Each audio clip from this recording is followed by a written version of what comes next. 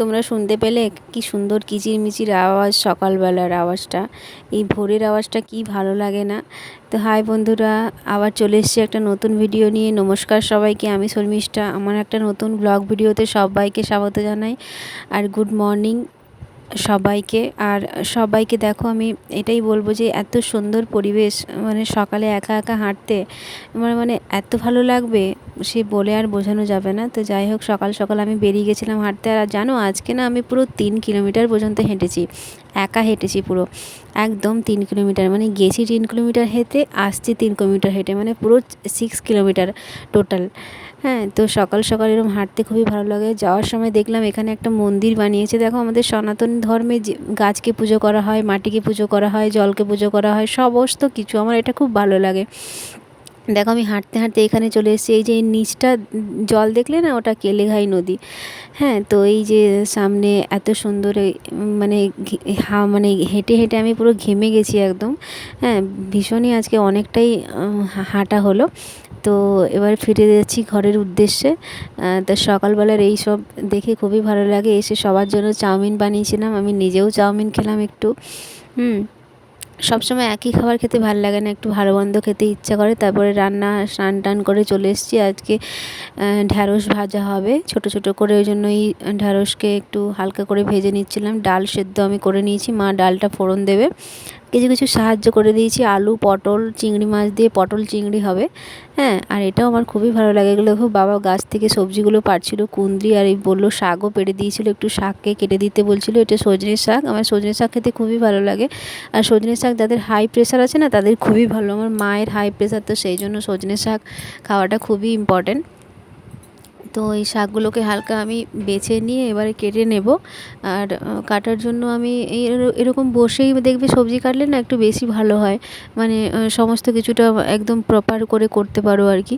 তো বসে গেছিলাম আমি শাকটা কাটতে। এই শাকের মধ্যে না হালকা হালকা ডিমও থাকে। তোমাদের যখন তোমরা যখন বাছবে না, দেখে দেখে বাছবে, কেন বলো তো, সেই সাদা সাদা ডিমও থাকে শাকের মধ্যে।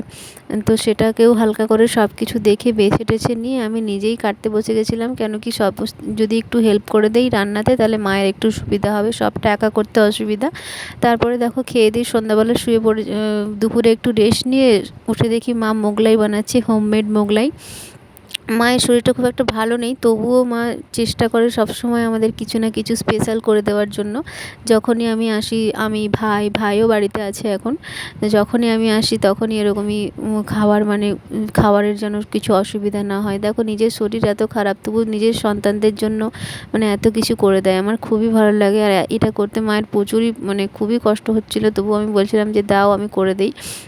বলছে না, তোরা বস, আমি করে দিচ্ছি, কিছু হবে না, তুই একটু আমাকে হেল্প করে দে। আমি সব এই কাটাকাটি এগুলো সব করে দিচ্ছিলাম। আর দেখো, দেখবে এটা করার পরে মা পুরো ঘেমে গেছে একদম, অনেকক্ষণ ধরে করছিল এটা খালি। মানে এটা আমি ছোটোবেলা থেকেই খেয়ে এসেছি। আমার মা খুব ভালো ভালো খাবার বানাতে পারে, মানে আগে খুব ভালো ভালো খাবার বানাতে পারতো। এখন তো শরীরটা খারাপের জন্য খুব একটা ভালো করে করতে পারে না। তো মা যেটাই করে সেটাই আমাদের কাছে অনেক। তো এটা মানে এটা করে দিয়েছিল, তো আমরা এটাই খাচ্ছিলাম সন্ধ্যাবেলা বসে বসে। মানে একটু ওই বলে না, বাইরের মতো তো মোগলাই হবে না, কিন্তু ঘরে যেরকম করে আর কি, মানে মোগলাই করা যায় সেরকম করে ভেতরে ডিম দিয়ে 4-5টা এরকম করে 4 কোনা করে স্কোয়ার টাইপ করতে হয়। আর দেখো, উল্টাতে গিয়ে হালকা একটু অসুবিধা হলো, কিন্তু তবুও মা এটা খুব ভালো করেই করতে মানে আগে আরও অনেক বেটার করতে পারতো। আর দেখো কত ঘেমে গেছে করে, তবু বললাম যে না দাও, আমি করে দিচ্ছি, করে দেবে না। তো সন্ধ্যাবেলা মোগলাই খেয়ে নিলাম। আর রাত্রেবেলার জন্য একদম সিম্পল মেনু ছিল। হ্যাঁ, তো একটু ডাল ছিল, আলু সেদ্ধ ছিল, আর আমার জন্য পেঁপে সেদ্ধ ছিল। আর এই একটু চিংড়ি মাছের বড়া করবো, সেটার জন্য পেঁয়াজ লঙ্কা সবকে থেতো করে নিয়েছি। আর চিংড়ি মাছকে, এই কুচো কুচো চিংড়িগুলো হয় না, আগের দিন তোমাদেরকে দেখালাম, ওই চিংড়ি মাছকে একটু থেতো করে নিয়েছি। ওই থেতো করে নিলে না একটু মুখে মুখে লাগে, পেস্ট করে নিলে মিক্সিতে না খুব একটা ভালো হয় না। তো সেই জন্য আর কি হালকা করে থেতো থেতো করে নিয়েছি। আর পেঁয়াজ আর চিংড়ি মাছ এটাকে হালকা করে থেতো করে নিয়ে এটার মধ্যে এবারে সব কিছু এক এক করে দিয়ে দেবো। এটার মধ্যে মানে যেরকম করে পকোড়া ভাজে আর কি, সেরকম করেই দেবো। হালকা করে বেসনও দিয়ে দিচ্ছিলাম। এটার মধ্যে যদি তোমরা চালের গুঁড়ি দাও, ডাল দাও, সেটাতেও হবে আর কি। তো মা বললো যে ওগুলো দিতে লাগবে না, তুমি একটু বেসন দিয়ে আমাকে মেখে দাও। তো আমি সব মেখে দিচ্ছিলাম, মা ভাজছিল। বেসন মেখে দিলাম। তো বেসন যতটা পরিমাণ লাগে ততটা পরিমাণ দিয়ে দিলাম, আর হালকা এর মধ্যে নুন, হলুদ, লঙ্কার গুঁড়ো, হ্যাঁ, আর সব কিছু দিয়ে দেবো। আর কালো জিরে দিলে না একটু বেশি মানে ভালো লাগে। তো সেই জন্য আমি আর কি সব কিছু করে দিচ্ছিলাম মাকে, যাতে মায়ের একটু সুবিধা হয়। একটু হেল্প করে দিলে মা ওটা করতে পারে নিজে নিজে। তো আর আমি কি বলবো আর তোমাদেরকে, আমি every alternative day video post করে থাকি, তোমরা জানো। আমার যদি ভিডিওগুলো তোমাদের ভালো লেগে তাহলে একটা লাইক করে দিও, ইউটিউবে দেখলে সাবস্ক্রাইব করে দিও, ফেসবুকে দেখলে ফলো করে দিও। আর দেখা হচ্ছে নেক্সট ভিডিওতে। এরকম রাত্রেবেলা আমি পকোড়া, রাত্রেবেলা একদম সিম্পল মেনু ছিল খাবারের।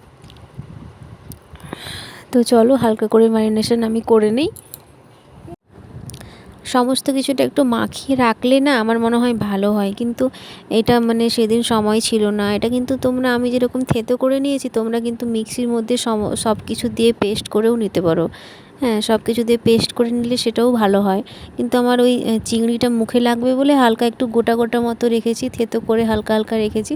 আর একটু এই মাখানোর সময় একটু খাওয়ার সোডা দিলে ভালো হয়, কিন্তু আমরা খাওয়ার সোডা খুব একটা, আমার বাবার বাড়িতে খুব একটা খাওয়ার সোডা খায় না, সেই জন্য আমি খাওয়ার সোডা এখানে দেইনি, এমনি নর্মাল করেছি। আর যখন খাওয়া সোডা না থাকবে না, তখন ওই যে তেলটা গরম হয়, ওই তেলটা গরম তেলটা এর মধ্যে দিয়ে দিলেও অনেকটা মানে একটু মুচমুচে টাইপ হয় আর কি, ভালো হয় খেতে তখন আর কি।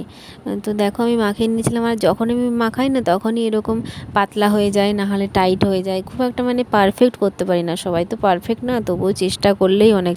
চেষ্টার মানে কোনো বিকল্প নেই, যেটা তুমি চেষ্টা করো সেটা তুমি করতেই পারবে। তো যাই হোক চলো আমি করে নিচ্ছি এটা হালকা করে মাখিয়ে দিয়ে। এরপর মা ঘুমোচ্ছিলো, মাকে এবারে ডাকবো, তারপরে মাকে বলবো একটু ভেজে দিতে। আমি মাখিয়ে দিলে একটু রেখে তারপরে মাকে ডেকে দিলে মা ভেজে দেবে। হ্যাঁ, তো এই কদিন ধরে আমি যে বাবার বাড়িতে আছি বেশ ভালোই কাটছে দিনগুলো। হ্যাঁ, দেখো আর কি বলবো, কড়া বসিয়ে দিয়েছি, হালকা তেলও গরম করতে বসিয়ে দিয়েছি। আর আমাদের না এখানে লোহার কড়াতে বেশিরভাগ রান্না হয়, লোহার কড়াতে রান্না না খুবই ভালো হয় দেখবে, আমার তো খুব ভালো লাগে। তো বসিয়ে দিয়েছি, মাকেও ডেকে নিয়েছি, তেল গরমও হয়ে দিয়েছে, হালকা হালকা বড়া ভেজে দিচ্ছে। আর মানে দুর্দান্ত হয়েছিল খেতে, জাস্ট চিংড়ি মাছের বড়া। তোমরাও এরকমভাবে, আমি যেরকমভাবে করলাম সেরকমভাবে তোমরা কিন্তু বাড়িতে ট্রাই করতে পারো, অবশ্যই করতে পারো, দেখবে খেতে কিন্তু খুব সুন্দরই হয়। আর দেখবে কিছু বড়া ভাজা থাকলে না, একটু ডাল, আলু ভাজা বা যে একটু ভাজাভুজি দিয়েই ভালো হয়। সব সময় তরকারি দিয়ে তো খেতে ভালো লাগে না, একটু ভাজাভুজি দিয়ে কখনো মনে হয় একটু ভাজাভুজি হলেই খেতে ভালো লাগে। তো ওই জন্য একদম খাওয়ার মুখে মানে খেতে বসবো তখনই ভাজাটা করছিলাম, তাহলে কি হয় গরম গরম থাকলো, হ্যাঁ, গরম গরম খাওয়া গেল। এই দেখো ভাজাও হয়ে গেছে, চলো আমরা খেতে বসে যাচ্ছি। দেখা হচ্ছে নেক্সট ভিডিওতে। Till then stay happy, stay blessed, thank you for watching.